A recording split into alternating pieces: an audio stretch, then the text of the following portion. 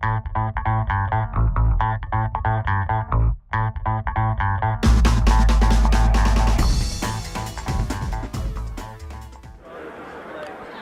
this is Roderick from Toy Masters Video Magazine. I'm here in Garden City, New York at the Cradle of Aviation Museum for EternalCon 2014 two-day event starting today, Saturday. And I'm here with our guest artist, Alitha Martinez. She's here with a new book, and that's called F.o.r.e.i.g.n. And she's going to tell us about it and how she created it, what she's been doing, and all that good stuff and everything. And here we have Alitha. Where should I begin? Well, I'll begin with my day job. My day job is now WWE Superstars for Papercutz. But in my free time, which is none, but all the same, I press this book, and this is my beloved F.o.r.e.i.g.n, which we print and bind in-house, both hardcover, softcover, and EPUB files.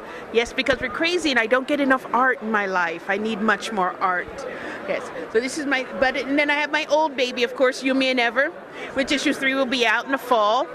Looking forward to finally getting that done and reprinting the books that have wonderfully sold out for us. So we're having a good year so far, a very good year.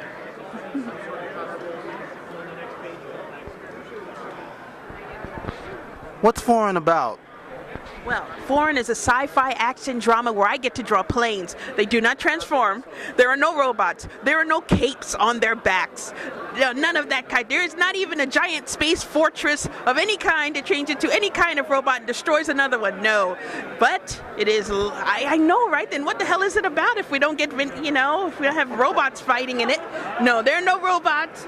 But we have a whole set of folks that have been away from Earth for a very long time. In fact, they formed their own society out somewhere. They decided, you know what we should do? You know that planet we keep protecting, we never go to? Let's go see what it's about. That woman has on a bubble dress. Jesus Christ. I got distracted for a minute there. I dare you to go pop those bubbles. Huh? So they kind of come on home here and they find out Earth is a very strange place full of lots of different alien species that really they have nothing in common with. But they try anyway. And they get into trouble. Lots of fights, lots of arrests. There's a lot of humor in it, so I hear. That's for other people to judge. I just wrote it. Someone else needs to read it and tell me what they think of it. Now, besides it being a novel, you also have art inside it. And how many pages of the book, how much are you selling it for? And how long did it take for you to do this? Well, this is actually a little bit of a universe I've been writing since I was a child. So this part of the story began 10 years ago. So all of it's already written. Yeah, I know, right? I just collected. This is the stuff though they were supposed to find after I'm dead. And they're going through my house and they're like, what the hell? She had all these boxes and boxes of writing. Well, one day my son, my beloved Michael here, said, yes, there he is, my beloved, said, Mama, why don't you just publish this?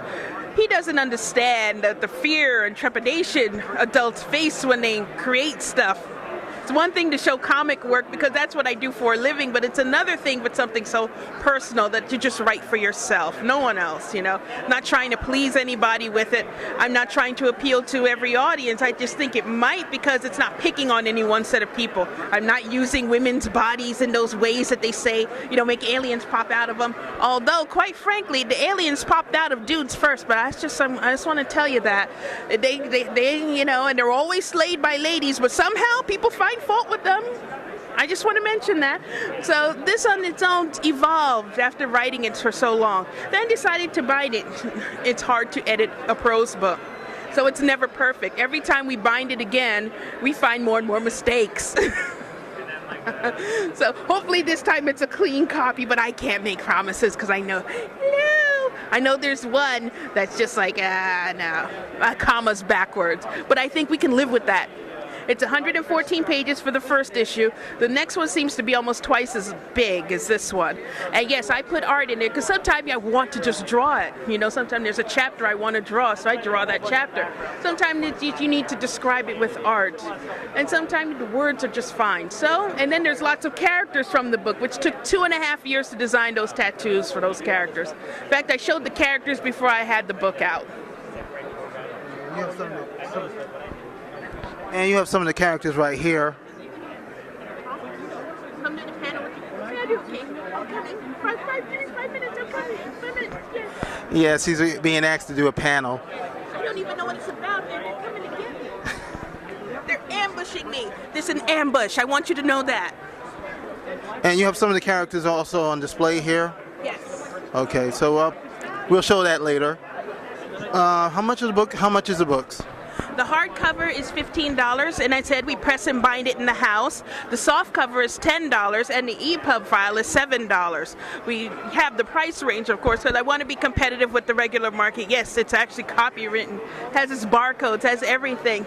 But we're also, it's specialty art. You know, the covers are fine art print. There's people selling prints here, and these are fine art prints the same way as on the soft cover. Totally, and the paper, the specialty stocks, we choose every paper by hand. We have tested it and printed it many, many times in error before we got the 30 good books out of it. Well, cool. And like you said, you also did the work with Mick Foley, who's downstairs right now. I had no idea this. I don't know that man. Yes, you do WWE. Yeah, I'm just the artist. They don't need me to help sell their books. Although I worked very, very hard on that WWE Superstars for Papercutz, as I said before, and I enjoyed it very much. And right now I'm on a Slam City title for them, which is in between the story arcs, which is a totally different art style, because for me I chase different art styles more than anything else. Well, cool. I'm Roderick from Toy Masters Video Magazine. I want to thank Alitha here for giving us a brief moment of her time, because she has to get ready to go to a panel. Yes, apparently I'm being summoned. Yeah, she's being summoned. So, Roderick from Toy Master Video Magazine, here at EternalCon 2014, here in Garden City, New York, at the wait a minute. Cradle of Aviation. Cradle of Aviation Museum. One of the, what do you call it, the lunar landers? There was only 3 of them. One's on the moon, one's here, and one's somewhere else where we can't get to it. So come down and see it. With that, bye everybody.